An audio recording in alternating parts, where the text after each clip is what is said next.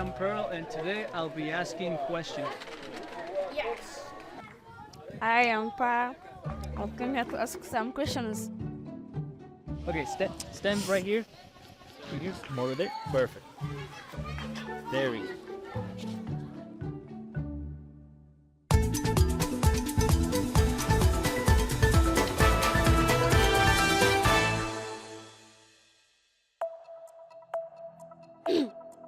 Reporting from River School once again, I'm here in Par. I came to ask some questions. How old are you? I am 12 years old. How many brothers and sisters do you have? I have 6 brothers and 1 sister. What is your favorite subject? I like science because it teaches us about human organisms and the plants. What are living things? Living things are things which have life, like people like you, and animals and plants and others. What is your favorite color? Is it blue? Your favorite puppy is a puppy. Which color? The color I told you, puppy, of the puppies. The color which is brown and white.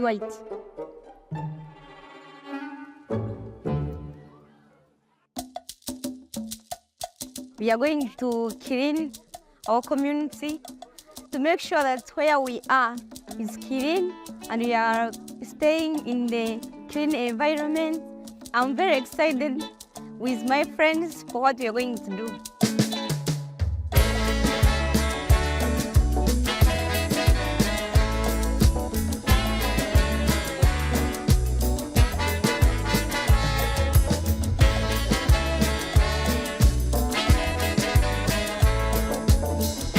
The example you have done with us, the DNA that is between you and us, is what we are here to multiply for this community of Nyahanga.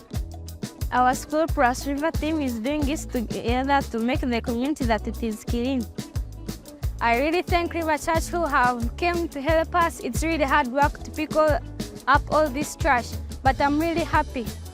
Go River Church. Today, some parents are they're losing their breath for saying Muzungu doing this. It is not a common thing. It is not common to see a white guy cleaning.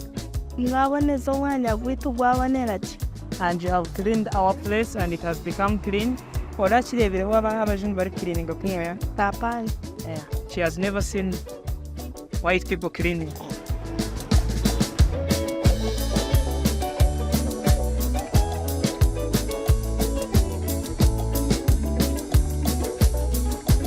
This going around and picking the filth, the dirt of town is affecting today and eternity.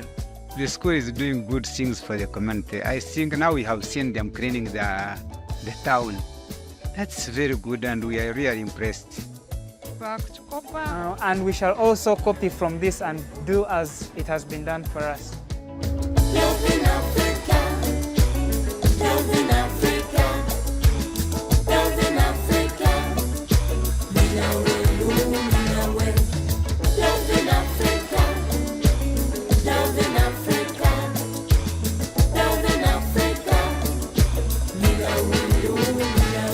Since we need our school to be number 1, our community should be number 1, our parents and the learners should be number 1. Thank you.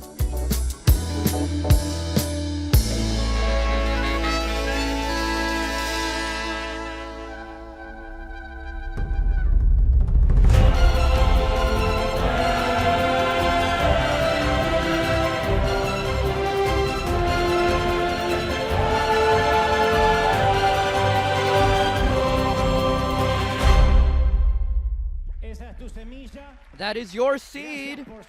Thank you for sowing. Thank you for giving.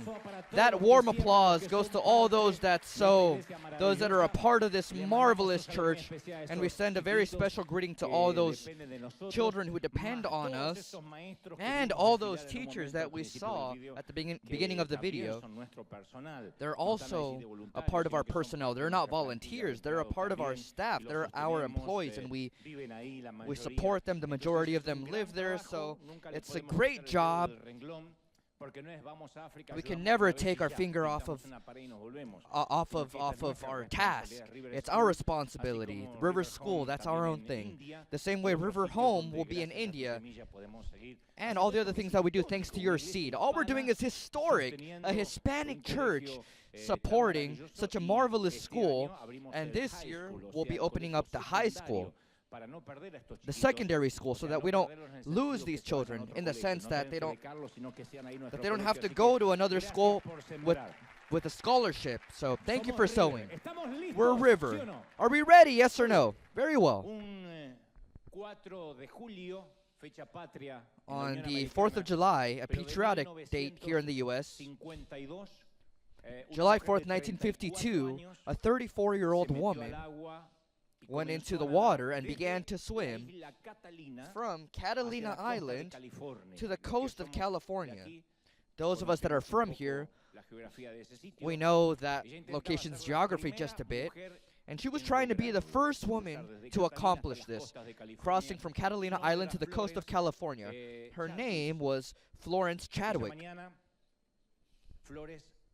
That morning, Florence felt that the cold was very intense, the fog was very thick, and she could barely see the boats that were traveling with her to assist her. She was being watched by millions of people on national TV. On various occasions, the sharks had to be scared away with rifles, by shooting rifles, to protect the only body that was submerged underwater. The hours went on and she continued swimming, and the fatigue was never the issue. The cold water was, because it was freezing her bones. Almost 16 hours later, she asked to be removed from the water. Her trainer, who was right next to her in a small boat, encouraged her so that she wouldn't give up. But instead of seeing the California coast, all she could see was a thick fog. So just a few minutes later, she said, "I can't do this anymore," and they took her out of the water. Just hours later, when her body began to defrost, she felt the shock of the failure. They took her out of the water just half a mile away from the Californian coast. Half a mile! And she realized that what had made her fail wasn't the fatigue, nor was it the cold, but what had stopped her from reaching her goal was the fog. So she told a reporter, "If I had seen land, I know, I'm convinced, I'm persuaded that I would have accomplished it."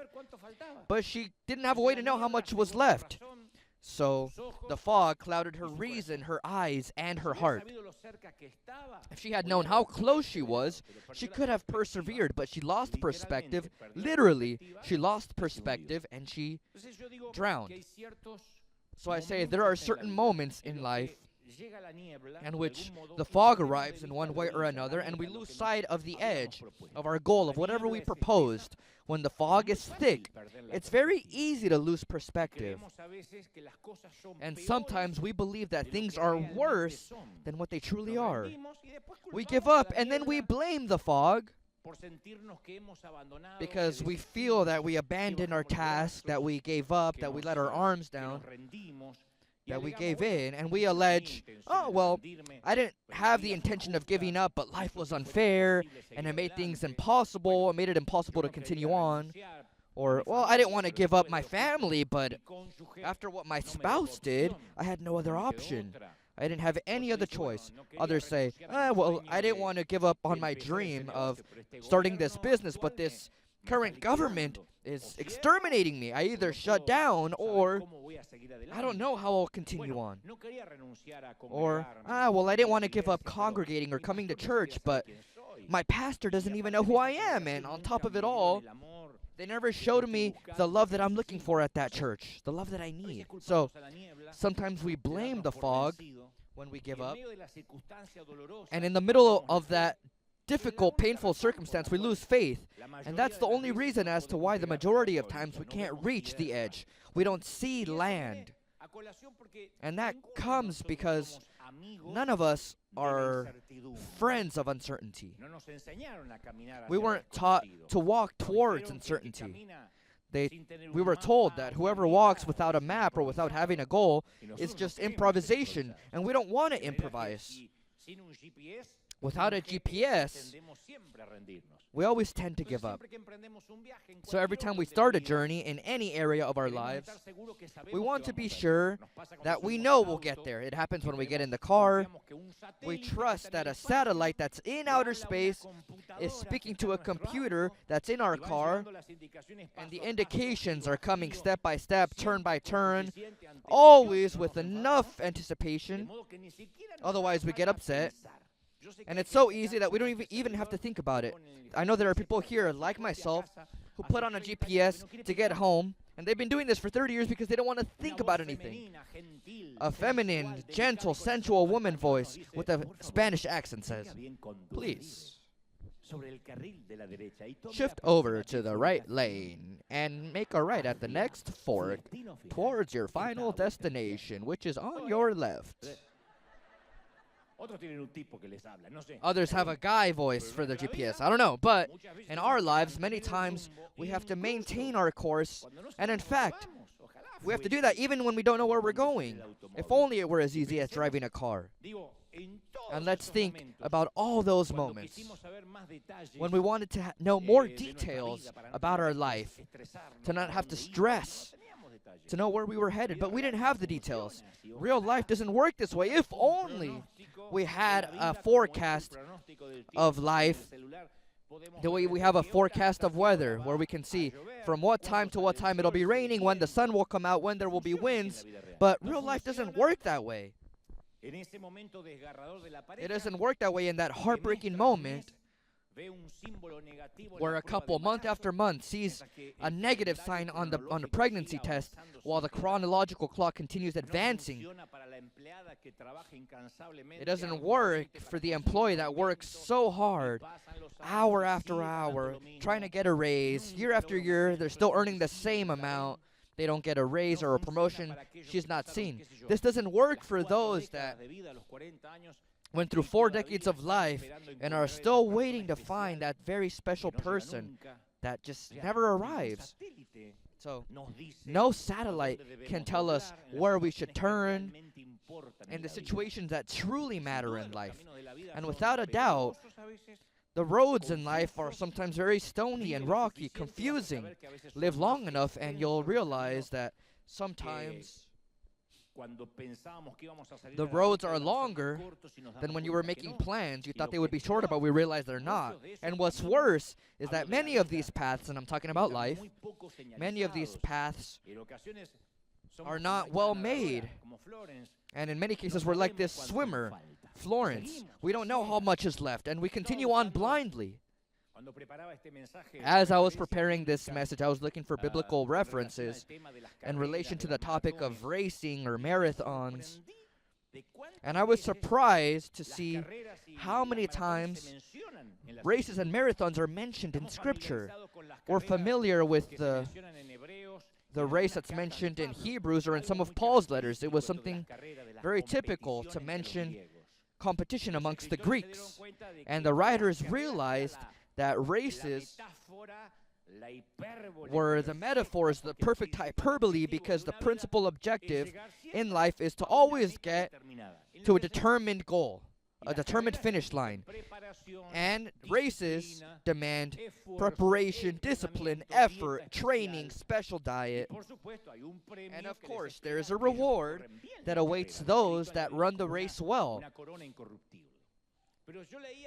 But I was reading that even in the Old Testament, much before the Greeks appeared with their fanatism over racing, David describes in Psalm 19:5, he says, "It bursts forth like a radiant bridegroom after his wedding.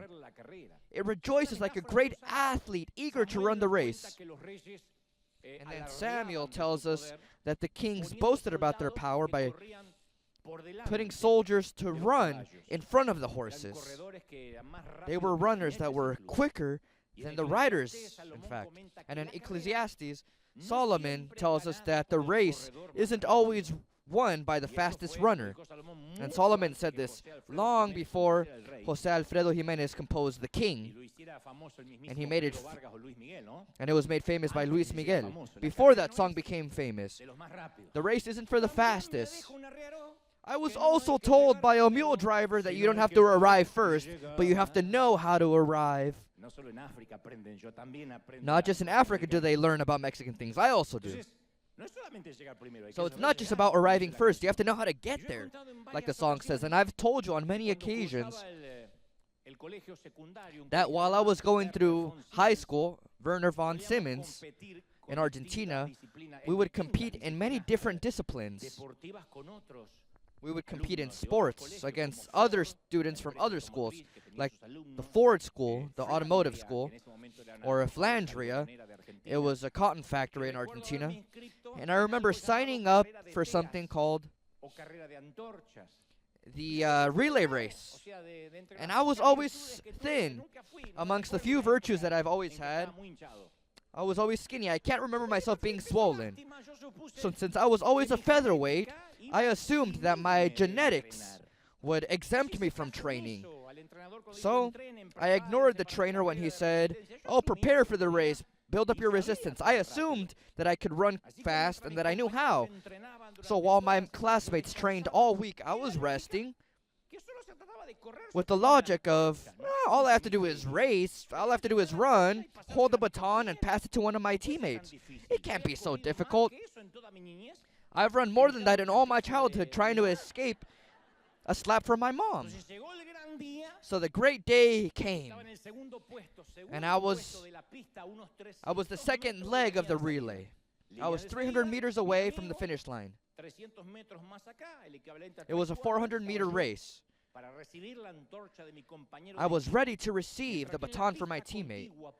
While on the parallel lane, they were doing the same, all of our opponents, our rival team. We heard a gunshot, which meant the race had started, and I saw the runner next to me regulating his breathing, galloping. I didn't understand why he ran so slow. I had to get the baton to the next line, to the next runner. So I ran out like a demonized roadrunner. And now I had to run 300 of my own meters, but I didn't calculate my resistance, my stamina. I didn't regulate my breathing. I didn't regulate my speed. And so I immediately began to feel a strong pain in my groin. I didn't even know that I had a groin until that day. No, really. I began to wobble, but it was too late. I thought that I was going to die by an attack of groinitis right there on the track. So I made a decision. It was selfish, it was whimsical, but it's what appeared most wise at that moment. I sat down on the track with the baton in my hand until the pain went away. And from the stands, the whole school began to shout at me, "Get up, continue the race." But I couldn't move. I had a pain that was killing me. So after 100 meters, I had run 100, I still needed 200. I sat down on the track with my baton. Legend says that my teammate that was waiting for me 300 meters ahead was still waiting for me there. He's still waiting for me there right now. He's waiting for me to arrive. Hey, go home. I don't think I'll make it, my friend. It's been more than 40 years. I'm not going to make it. So you have to know how to get there. That's what it means to run. And life is a marathon where you have to know how to arrive. But when we begin, it's always with impetus, with spirit, with vehemence, with fieriness, ardor, spirit, vigor, vitality, outburst, until the pain appears in your groin. And at one point, the challenge of running our race is reduced to the following. If we're going to give up, and if we're going to sit on the track, or we're going to continue on with pain, without pain, doesn't matter. Like we're reminded in Ecclesiastes, faith on its own is not a guarantee. The race isn't just for the fast, nor is the battle just for the strongest. Those that tend to win are not those that start first, but those that deny themselves of giving up, those that say, I'm going to continue, however. So the writer of the Hebrews invites us to run with perseverance. Man, does that word escape between our fingers like wet sand. Perseverance. The race that we had ahead of us. You know, I could have said, run it quickly, or make sure that you leave your rivals way behind you. No, but he says, perseverance. The Greek word for race is agon. Agon, the way it sounds. That's where our famous word comes from. Agony. So the word indicates that the race that we have ahead of us in life is a race that's assigned that isn't fun. It's not fun all the time. Life isn't a tourist trip. Having kids isn't it. Getting married isn't it. Being boyfriends and girlfriend isn't it. Traveling through the world, having vacations, none of that is necessarily always fun 100% of the time. Life isn't a walk on the beach. It's running until your side hurts, until your lungs burn, until our muscles begin to cramp up, get stiff, but you have to continue. Mothers know this. What would you have given when you were a young mother? Let's not talk about those that have been mothers at an older age, but when you were 20-something years old and you had to be a new mother that was very young with all your life ahead of you, what would you have given to have a 2-year break? Right? Not just leaving the baby for 20 minutes to go pee in peace, but what about 2 years? Hey, can you take care of him for 2 years? Hey, I'll come back for him in 2 years, neighbor. I need to have a little bit of fun. No, it was all about continuing on and on and on. The men that had to go out and provide for their homes, to support their family, because you had to buy diapers and you had to buy groceries and be a provider. You have to continue on and on and on. I was recently reading a statistic that tells us that 70% of those that are called to call God give up before they produce the greatest impact in their ministry. Before they were able to transmit their wisdom or what they learned, they give up. They surrender. These are the people that forget that it takes no less than 30 years to make success from night to day. Success night to day takes 30 years to prepare. The thing is, people only see the success. They say, oh, this guy was so lucky. They were touched by a divine hand. But they don't know what happened behind the scenes. We can't pretend to get to the Jordan River ignoring 30 years of working as a carpenter. We can't forget that. So it's that perseverance that will take us to complete that vision. So, the way in which we keep ourselves on track is going to be determined by the parameters of longevity in our ministry, in our lives, in our assigned purpose. The Bible says that we can never pick the level of difficulty or the level of the track that we're going to run on, or the obstacles that we're going to face, like in video games. In video games, you say, I'm going to start on the easy mode, and then once I learn it, I'm going to up it to a more difficult setting.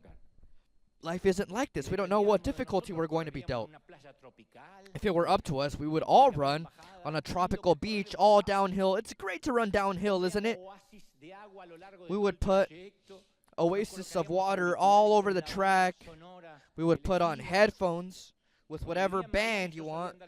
When I lived in Miami, I would ride my bike almost every day, almost every evening for hours, because it was all flatlands. As soon as I got to California,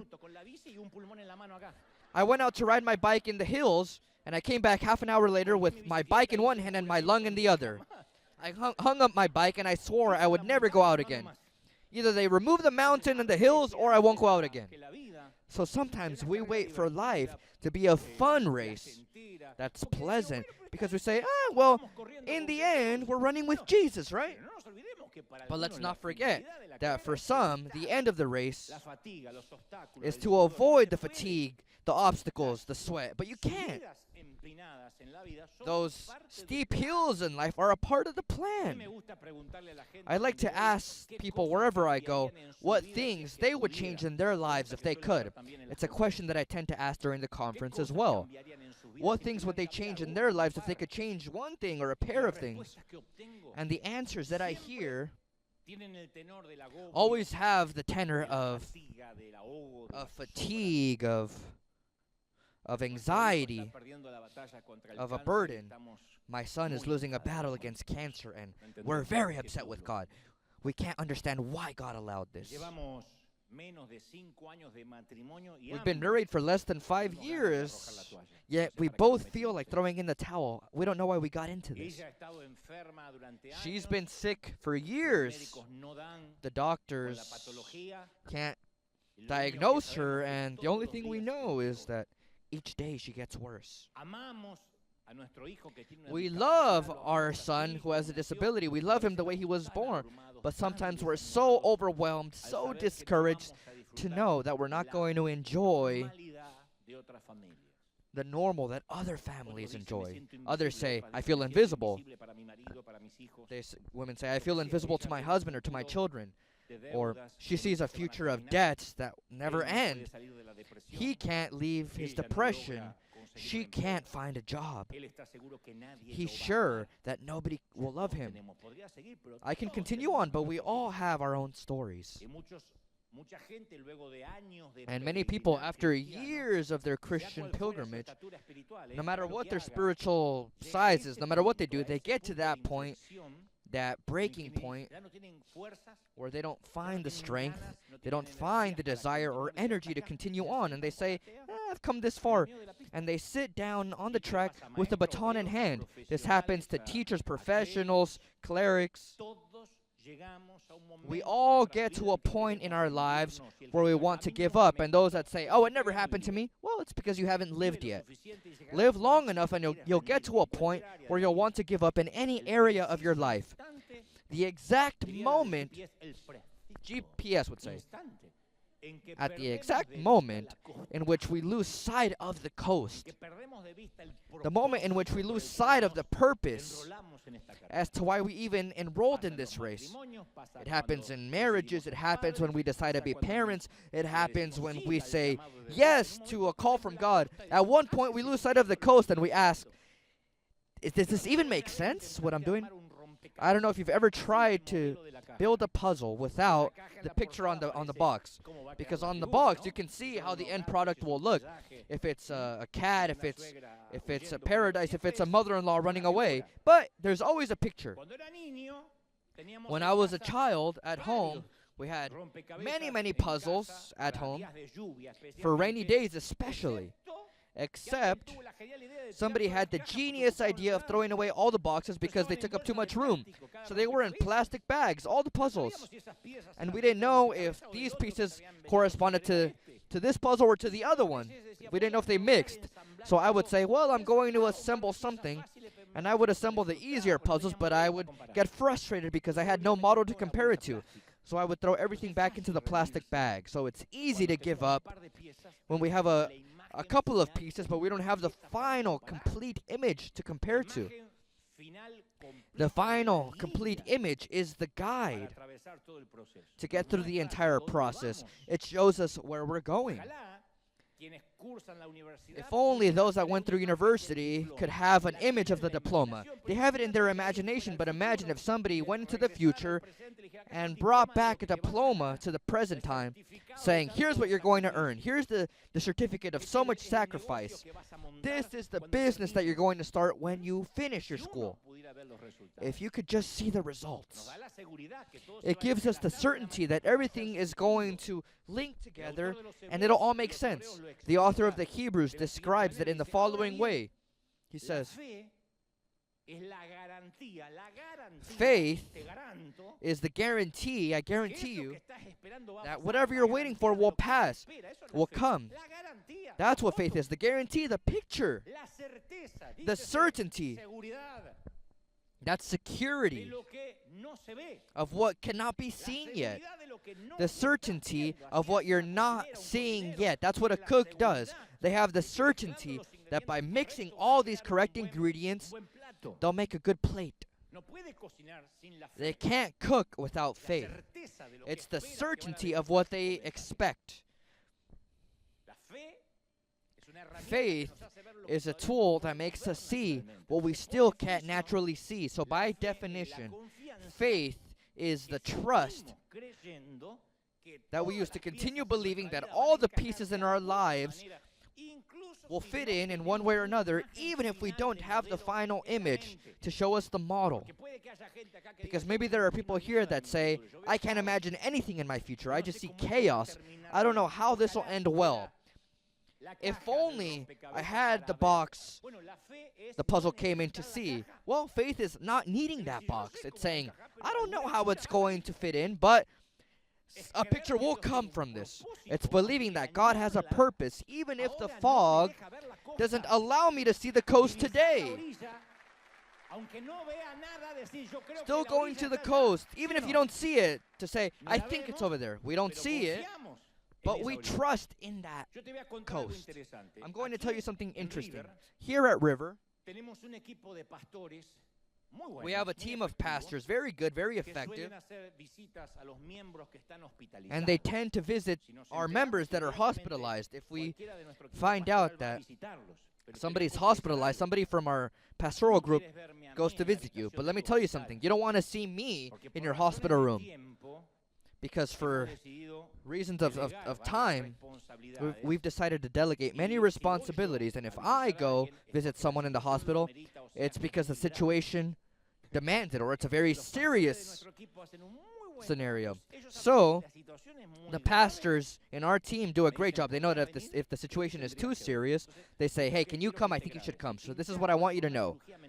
If you go in for a minor surgery, maybe like a liposuction for your abdominals, or if you get a hair transplant, when you wake up from the anesthesia, if I'm next to your bed, don't be happy. It's not good news. I didn't go check out how your hair turned out or how your tummy went away. No, I'm there because something terrible happened during your liposuction. Maybe some of the fat in your body went to your brain. Maybe they transplanted hair somewhere they shouldn't have. I want you to understand that if I'm there, it's because we're about to say a final prayer. You get it? Oh, when is Pastor Dante going to come? Well, if I'm there, you're about to feel extreme anointing. Not too long ago, I was on tour, and I had to officiate a funeral via streaming. A beloved woman's mother here from this church. Since I was traveling, I did it through the live stream. Sorry, not the funeral, but this elderly woman's final hours. I was in another country, so I went into my hotel room, and I could see the family around the bed, and I could feel the pain. I could hear all the questions without answers. That always happens, no matter who it is that's passing away or how old they are. And many of those family members that were there around the bed, they were not Christians, but they listened to me with profound respect. And I've learned, unfortunately, I've learned it through age. I wish I knew it when I was younger, but sometimes the best we can do in those cases is not gun them down with biblical verses. It's very strange for me to go and say, oh, the Bible says, or the Word says. No, just be with them and share their pain. Cry with those that are truly crying. And in that instant, while I was sharing a few words with them, while I shared the pain, a thought came to my mind, and I said, here, in this type of moment, is when we truly realize if we believe what we say we believe, if we believe what we preach, in those moments, there in the hallways of a hospital, or around the bed of a dying person, or standing on the grass of a cemetery, when we have to trust that the final image, the complete image, exists somewhere, even if we never see it on this side of the sun. And sometimes life leaves us with a few pieces in our hands that don't even make up a puzzle. But let's not just talk about death. But let's talk about a rejected school application, a college application, or not getting a call back from that job interview, even if they promised you. Or another relationship that doesn't end in marriage. Another medical checkup with a negative diagnosis. The exact moment in which the fog takes away our vision from the coast, that's where you, for the first time, redefine the significance of your faith. If we don't redefine what our faith is, then we're going to give up half a mile away from the edge. The faith that gives us the trust to continue believing and the courage to not give up is not faith in circumstances. It's not, oh, I have faith that they'll get out of that bed, or I have faith that they'll be healed. No, sometimes we need faith in God's character, in God's sovereignty. He knows what He's doing. There's a faith that sets us free, that blessed faith, and there's a faith that binds us. But they're both faith. Sometimes faith heals, of course it does. Sometimes faith pays debts. But other times, it gives us something more precious, the strength to deal with those days where we don't find the healing, or when we're not sure of how we're going to pay our debts on Monday, yet the faith is there. Sometimes you can see faith in a hospital waiting room with the wife on her knees praying for her husband that went into the operating room to have a tumor removed. And the doctor comes out and says, "Woman, or miss, there is no tumor." "What do you mean there's no tumor?" "Well, we opened him up and there's nothing there. We don't know what happened. It's not there. It doesn't coincide with the x-rays. We just can't explain it. It's a miracle." That's sometimes how we see faith. We've heard it. But other times as well, faith is with a wife at a cemetery, seeing how the coffin of her beloved descends underground, and she has to have faith to learn to live with this new normal. I know I wasn't going to hear many amens, but it's the truth. I've seen both examples. And God was present with each one of those people. There are parents here that prayed with faith and their children were set free, but I've also seen parents that I had to help officiate the funerals for their children. Yet faith supported them. Faith that sets free and faith that binds when we can't see anything. When there's nothing. That's faith. Sometimes faith can be seen in a missionary that decides to leave his comfort to go and take the message to a distant village, and something happens, something similar to what we saw in Uganda. A revival breaks out. And sometimes faith can also be seen in the life of another missionary that leaves his comfort. He goes to a similar village, and they don't let him preach, and they threaten him. And he spends 20 years there without converting anyone to Christ. So why does he stay? Because of faith. Sometimes faith can be seen when someone goes to the office and they tell their manager, "You know what, I'm not going to lie to a customer. I'm not going to scam them. Forgive me, because it goes against my convictions." And they take that risk, and they end up with a promotion. They say, "Gentlemen, whoa, what a lesson in life." Other times, that same faith will land you on the street with no job. "Oh, you don't want to lie? All right, get out of here." Faith can be seen in a marriage that rebuilds itself, or for some reason in a divorce in which these two have to learn to live in this new normal and process it.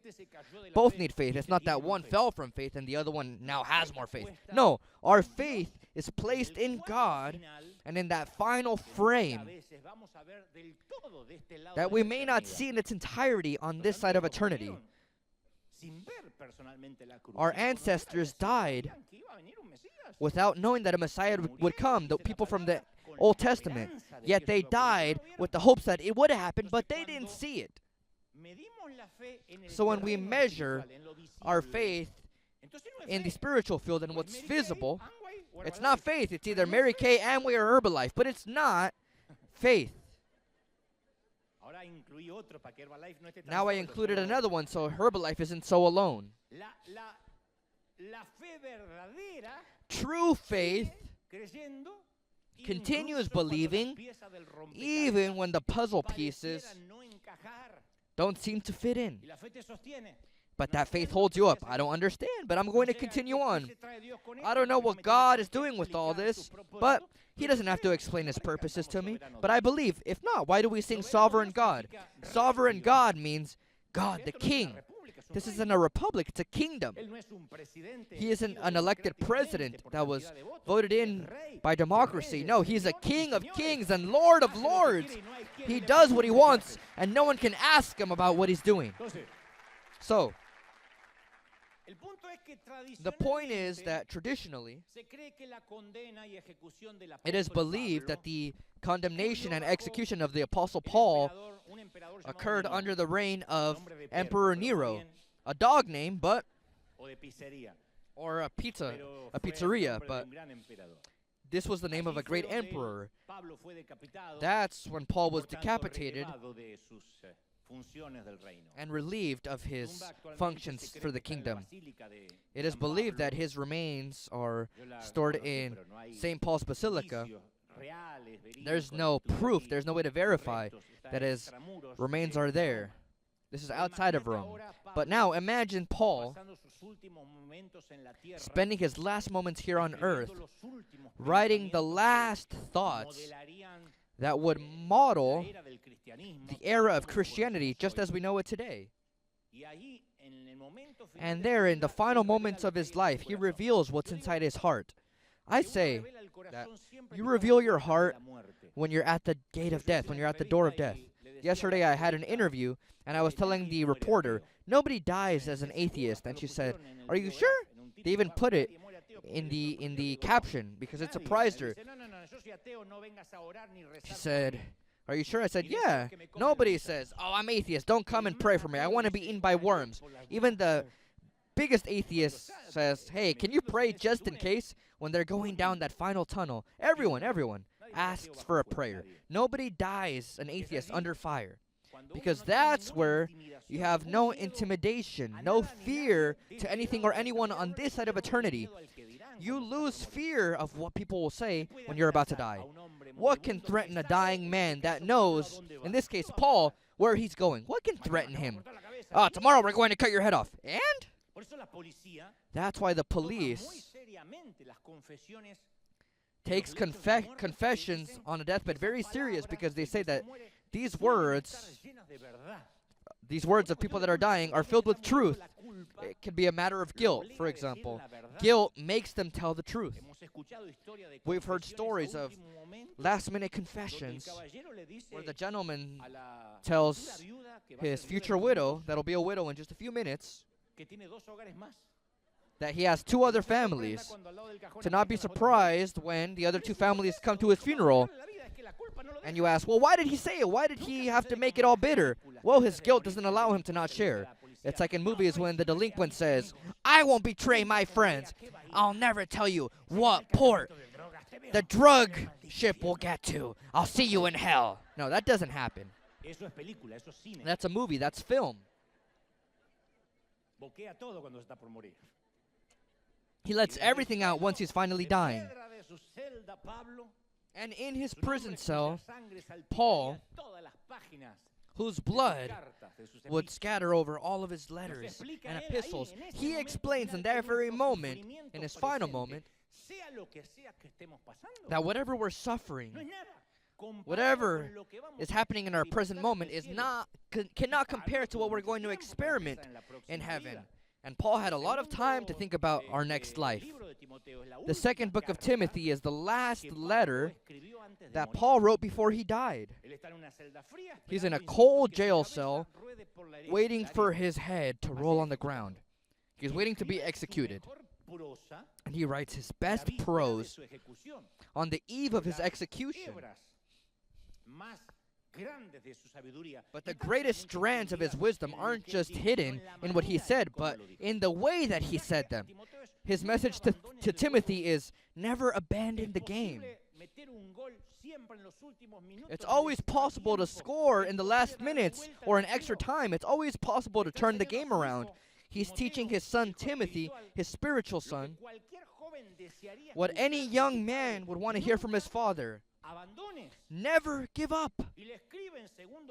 And he writes to him in the second book of Timothy 4:4, but you should keep a clear mind in every situation.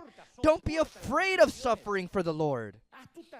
Work at telling others the good news and fully carry out the ministry God has given you. As for me, my life has already been poured out as an offering to God. The time of my death is near. He said, the time of my death is near. I have fought the good fight. I have finished the race. And I have remained faithful. I didn't lose it. I didn't lose my faith. And now the prize awaits me, the crown of righteousness, which the Lord, the righteous judge, will give me on the day of his return. And the prize is not just for me, but for all who eagerly look forward to his appearing. Marvelous words from Paul, right? So when the curtain begins to close on his life, Paul scribbles the last phrases of wisdom that are going to shake the world. Paul wants to be sure that he's effective in leaving a legacy in the last hours of his life, just the way he did during the rest of his life. I'm going to share a secret that you can only learn through age. People are going to forget all the good that we've done because of one bad thing we do at the end of our lives. That's how we are. Think about a soccer player from your team. Let's not mention Messi so you're not offended.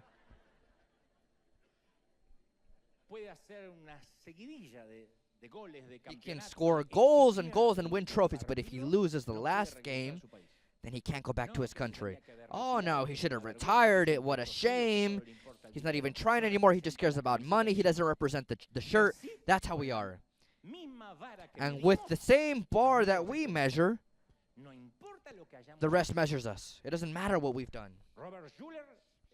Robert Schuller, the founder of the Crystal Cathedral, was a man who, when he called on the phone, if his production team called someone such as Arnold Schwarzenegger, the governor, or Charles Heston, or Frank Sinatra, if he called them on the phone, they would all come to the Crystal Cathedral because he was the most influential man in the American Union.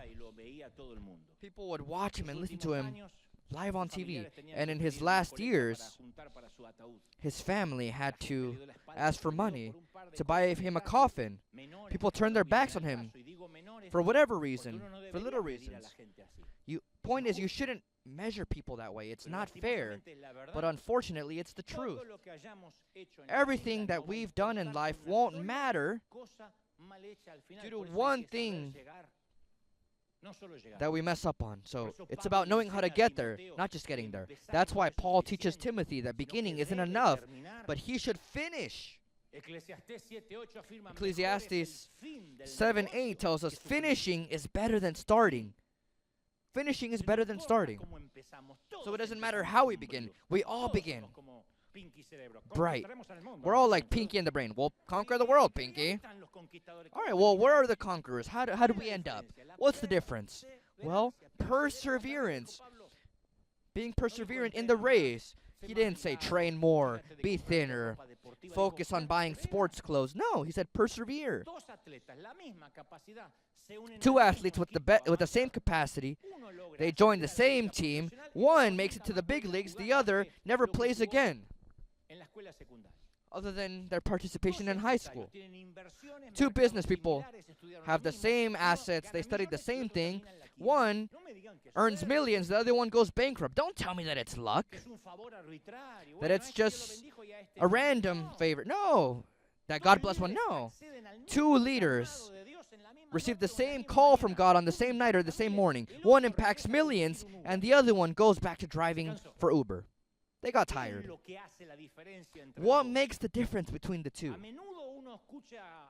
Often you hear sports commentators say, this man has what he needs to win.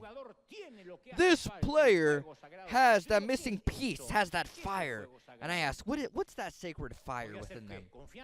It can be what? Trust, confidence, charisma, or an enchanting spirit, competitiveness. Yeah, maybe it's all that. It varies from person to person, but I suspect that the most important thing above all that is perseverance. There's no one here that doesn't know the story of the tortoise and the hare. The hare said, running a race against a tortoise? It's easy. Piece of cake. I'm going to take a nap and then run. But the tortoise continued on and on and on and on and on and on and on and on and on and on. And then when the hare woke up, the tortoise had already won the race. Perseverance, determination, tenacity, discipline. Like my friend Jokoi Kenji says, discipline sooner or later defeats intelligence. Always. Discipline defeats intelligence, he says. He's half Colombian, half Japanese. He says, Japanese people aren't more intelligent than Hispanics, but they are more disciplined. He shares marvelous things. He says, when a Japanese person sets a meeting at this time, then it's at that time, not a little bit later. He says that the first time a Hispanic person set a meeting with him to talk about business at a cafe, they had agreed upon 8 a.m. And at 8 a.m., Jokoi was there. And he saw the clock. It was 8:15, 8:20. And he called the person, and the Hispanic asked, hey, are you there already? And Jokoi says, yes, where are you? And then the Hispanic man said, yeah, I'm on my way. I'm almost there. And that, in our terms, can mean I'm still in bed, or just got out of the shower, or I'm stuck in traffic. So he arrived an hour and a half later without saying I'm sorry. And then Jokoi calls again and says, hey, you remember we had a meeting for 8 a.m.? And then the Hispanic man said, well, I'm about to fall on you right now. So he looked up. But that's what he uses to explain. Discipline is the self-regulation of your behavior. That's why there are people that are condemned to be employees. Because if they're not told what time to come in and what time to leave, then the lice eat them up. The fleas eat them up. If they're not told, oh, this is the time for lunch, this is the time to clock out, it's because these people don't have self-discipline. I always tend to say that no one can demand more discipline than what I demand of myself. I'm aware of all my defects, and you're witnesses that I speak about them here openly.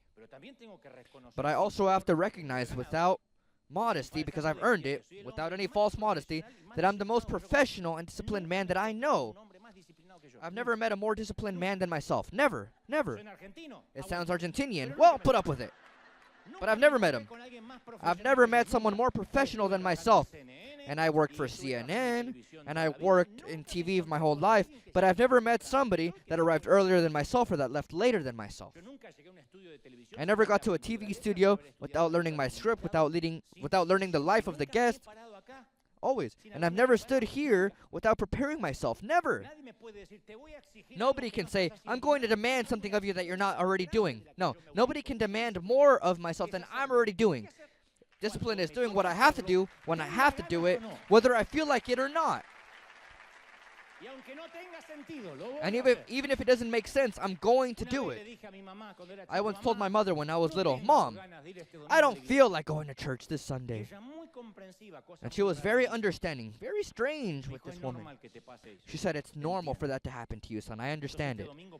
And I said, so then that means I don't have to go? And she said, no. This Sunday you go, you just won't want to. But you'll go.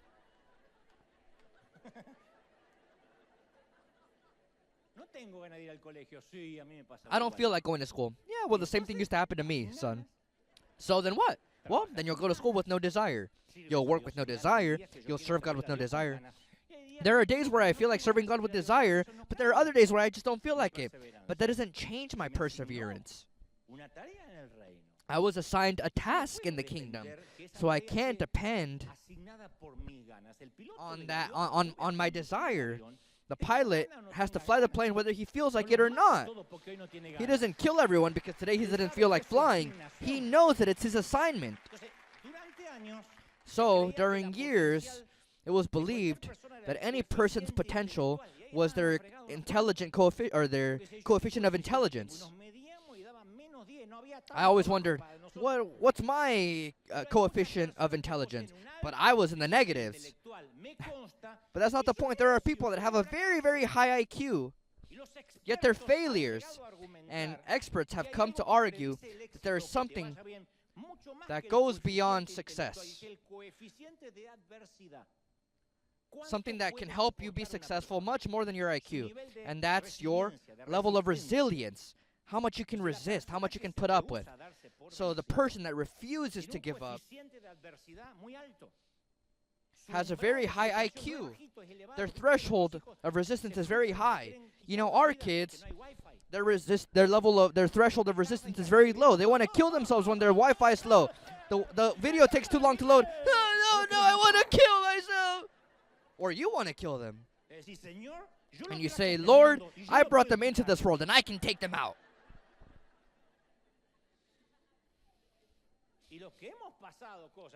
And those of us that have gone through things, I haven't gone through cancer in my own life like others, and so I respect them, but their level of adversity, their threshold for adversity is very high.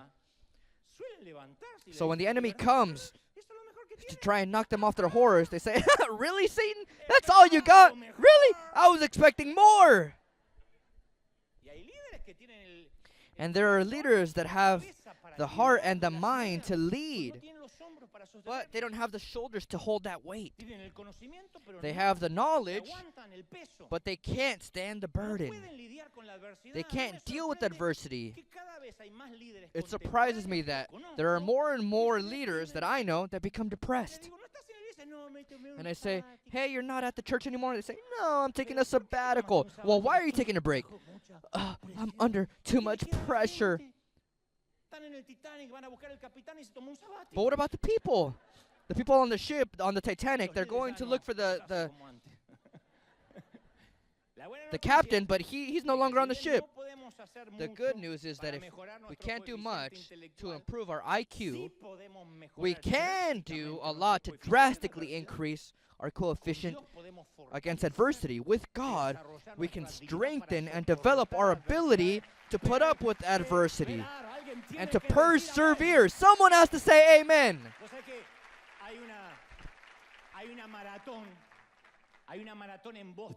There's a marathon in Boston that was made very famous by a hill that's on the track at the 30th kilometer.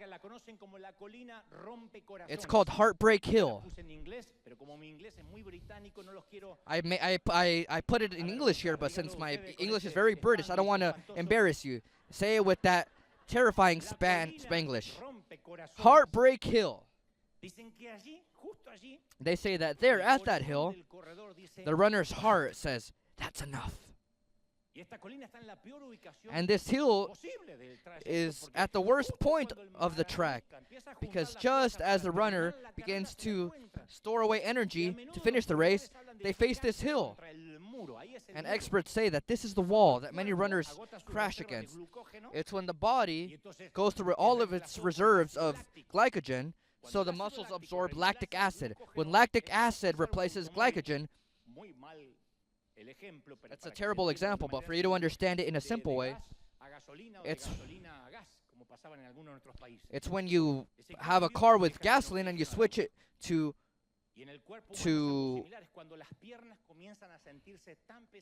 a different type of gas that doesn't let it continue on.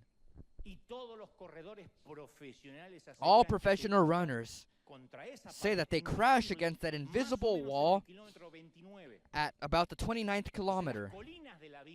So the hills in life that we are not able to climb can also break our hearts, literally. We set goals, we give the best version of ourselves, but then we crash against the wall. These are the moments that reveal the coefficient of our adversity.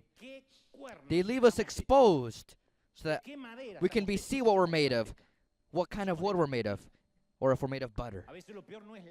Sometimes the worst thing isn't the hill. Sometimes the worst thing is discovering that we don't have the resistance to get by it. And Paul describes continually the challenges of these moments. The Corinthians are running a race. The journey is filled with hills steep, long hills and mountains, and Paul explains to them that the only way to get through that wall is by the power of God. In the second letter of Corinthians, chapter 4, verse 8, he says, "We are pressed on every side by troubles, but we are not crushed. We are perplexed, but not driven to despair. We are hunted down, yes, but never abandoned by God. We get knocked down, but we are not destroyed." Someone has to celebrate these words. We get knocked down, but we are not destroyed.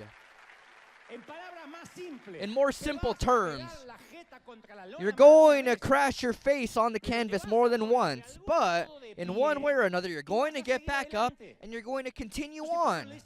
So Paul tells the Christians, that's how we are. That's what we're made of. We're those that get up when we get knocked down. And not until we hear the bell, in the ring, we're going to continue fighting that battle. So to run the race with perseverance, we have to have a challenging, unbreakable spirit that robustly denies to put a period where God is placing a comma. It's not a final period. Proverbs 24:16 says, "The godly may trip 7 times, but they will get up again." It's not saying that that's the maximum amount. It's just saying that it could have said, "The godly may trip 50 times, but they'll get up 50 times." But one disaster is enough to overthrow the wicked. It means, does this mean that it exempts Christians from calamities? No. It's just that calamities don't knock us down and keep us there. What gave Paul the strength to get back up? Why would he get up every time he got knocked down? Well, 2 Corinthians explains what motivated him his whole life. He says, "My love for Christ, Christ's love, controls our lives. And I felt very tired, very overwhelmed many times in life, like all of you. It's impossible for me to remember a time in these last 36 years of service in which I didn't have to face discouragement. What obligates me to continue on? Well, if I'm being honest, sometimes it was guilt. That was my gas.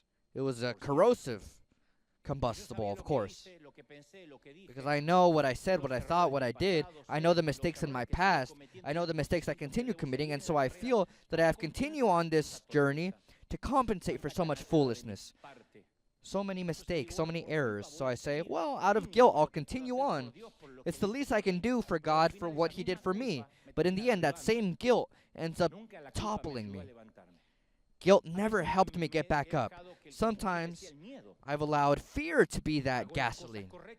I do the right things for the wrong reasons. I feel obliged to continuing on this race because of what others might say. They'll say that I abandoned it. I don't want them to kill me on social media. They'll say I failed, or fear of hell. So that fear follows me, so I begin to run the race. But I'm so focused on what's chasing behind me that I lose notion and I lose sight of the edge of where I'm headed, and I don't see the goal, and so I sit down on the track. Paul says, not fear, not guilt. God's love, Christ's love, should be your gasoline. Your love for Christ should be so passionate that it can't stop you. You can't stop. You won't stop. Even when you have every reason to do so. It's the certainty of what we await. It's the conviction of what we don't see. So the challenge is to maintain your faith when all we can see before us is a heartbreak hill. I want you to think about specific moments in your life. Come on, really. Some might say, oh, well, I don't have that bravery that you mentioned. No, come on. Wasn't your life a product of perseverance to get to that victory? How many times did you feel like giving up and you didn't do it, so you're here? And today you're celebrating it because you didn't give up. You didn't surrender. You didn't give in.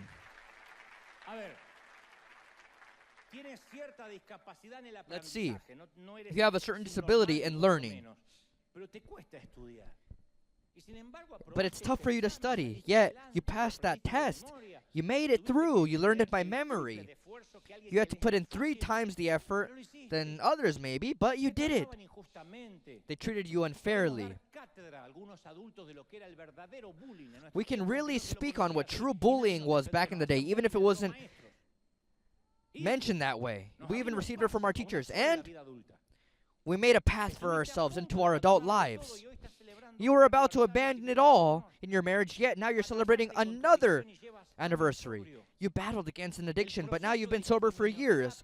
The process of chemotherapy and radiation was devastating, but you finally heard the word remission. So it's possible to have these moments of celebration. But the best of all will be when we get to heaven, because Paul says that what awaits us there, compared to our current problems, he says today's problems, no matter what it is, cancer, whoever dies in your family, these are just light, trivial, innocuous, fleeting, superficial, childish, ephemeral problems. They don't exist. And the person saying this is a guy whose health has deteriorated. Maybe he's semi-blind, confined to a prison. What's his future? That tomorrow the executioner will cut off his head. Yet he's celebrating because he knows what awaits him. No human mind can understand this. And I'm going to tell you something that sounds terrifying, but I want you to tweet this. Us Christians know how to die like no one else. That's what we're made of. We don't give up in the face of death, because in any case we know that behind the curtain or behind that heartbreak hill we'll find our celestial home. And that conviction gives us the energy when we have no strength. It makes us get on our feet again, yes or no? When the world knocks us down, it makes us rise again. It makes us continue on our race. And this is the message that God sent me to give to you personally. Are you ready for this, yes or no? Look at me, look at me, look at me. And listen to me with all your attention, because I'll only say it once. You're going to run this race called life. You hear me? You're going to expose yourself again. You're going to get up. You're going to put your feet on the track again. It's a choice that you're going to make every day until you die. You'll say, today I'm going to choose courage. Today I'm going to choose to continue this race whether I feel like it or not. And God tells me to tell you, and I'm not interested in your excuses. You're going to get out of bed, you're going to leave the word depression behind, and you're going to run again. And God wants me to tell you this: you're going to fail. Some are saying, okay, Lord, I understand you. I'm going to run, and I'm going to run the risk of failing. And God says, no, you're not understanding me. You're not listening to me. What I'm saying and what you're hearing, you're eliminating the phrase that you're going to fail. I never said that it would be a possibility, that there would be a risk, or that you could fail. No, you're not running the risk of failing. If you go out to run, you're going to fail more than once. God is aware of that. That's why he asks for perseverance. He doesn't ask that you arrive quickly with no failures. And throughout the journey of life, you're going to find many walls, many hills, many heartbreak hills, many hills that break your will to continue.